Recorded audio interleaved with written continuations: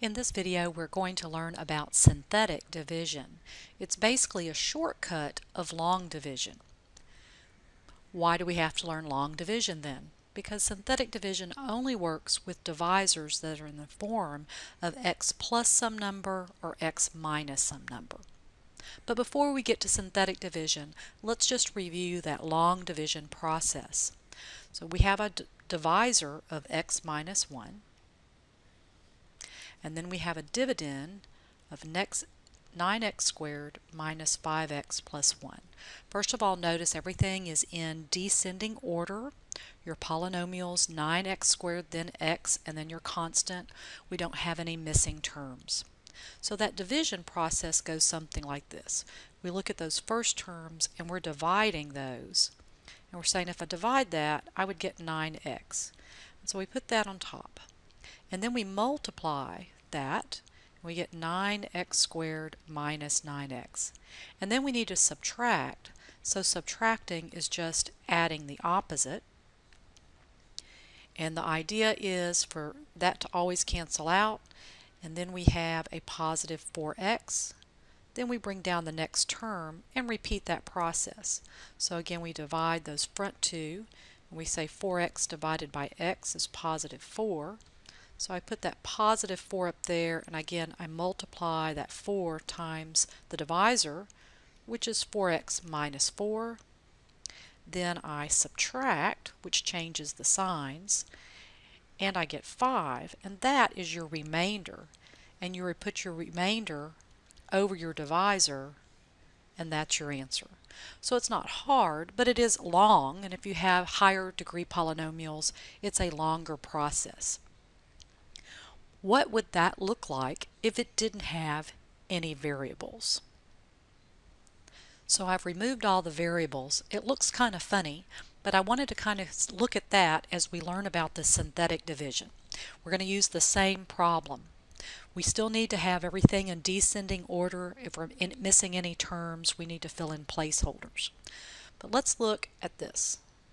All right, so that's going to take the place of this top line. So I'm going to write 9, negative 5, positive 1. Then I need to take care of how am I dividing. So instead of a long division symbol like this, I'm going to turn it upside down and make it shorter. What number am I going to put there? Well, you're going to put the opposite of what's in here, or in other words, set that equal to 0 and solve for x, and that's the number in there.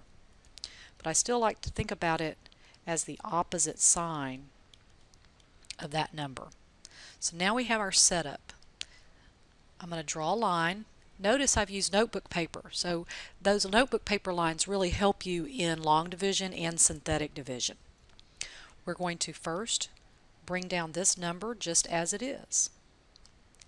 Then just like up here when we multiplied 9 times out there, we're going to multiply by what I call, this is the box. I'm going to multiply that and I'm going to put it in the next column.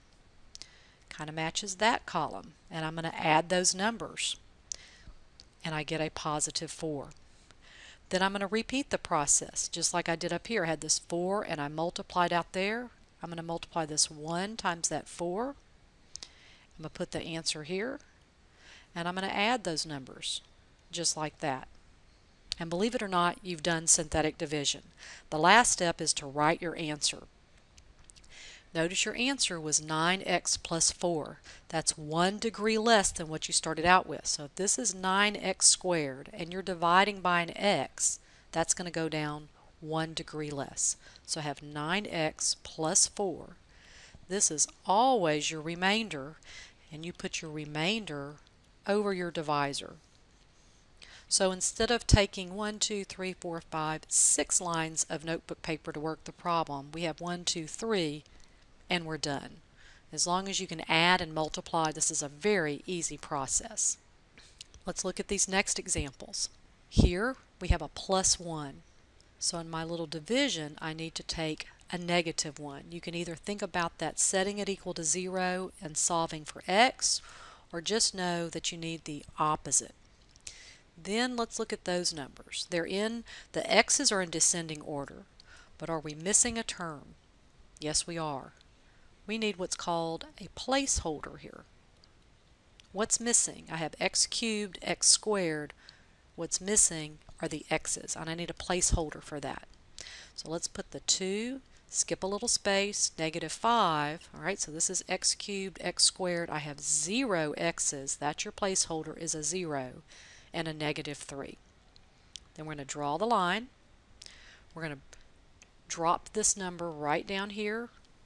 Okay, you don't have to draw those arrows. I'm just kind of showing you. Drop it straight down. Don't do anything with it. Then you multiply those. Put the answer right here. Add. Multiply. Add. Multiply. Add. Now you're done. Write your answer. This started out with x cubed, so your answer is 1 degree less. So 2x squared minus 7x plus 7.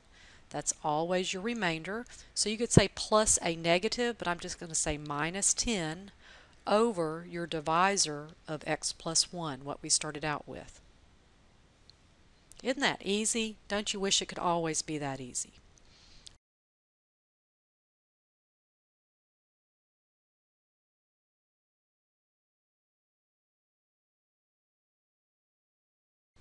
Let's do another easy one.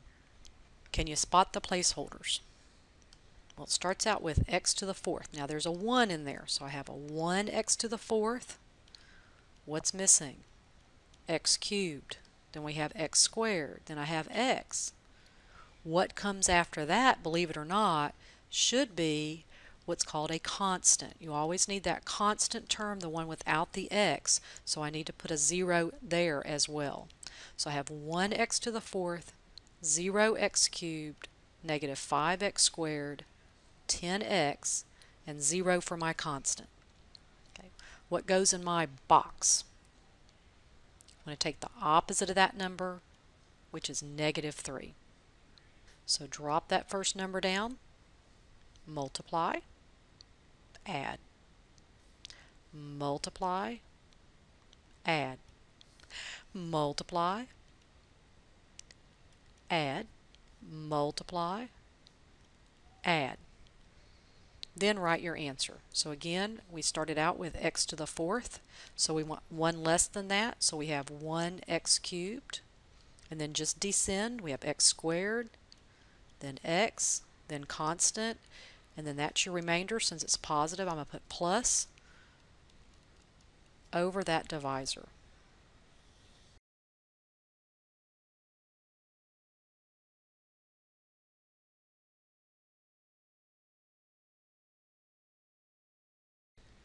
Now what can synthetic division be used for? Well, that kind of comes in college algebra. It is actually a different way to factor. Let's look at problem number 4.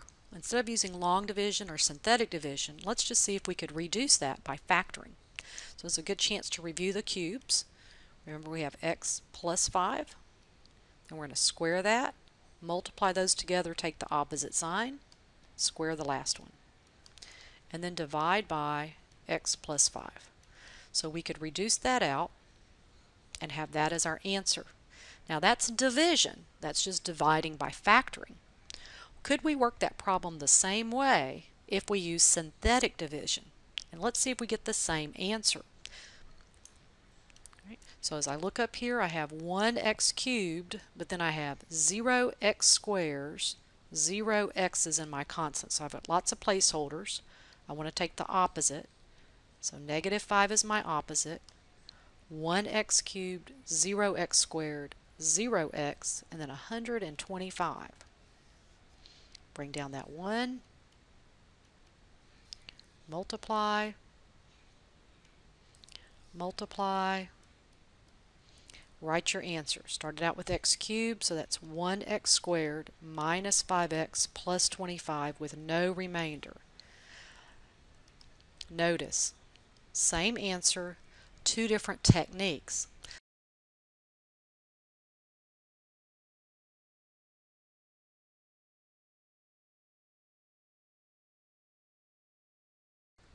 So just some reminders.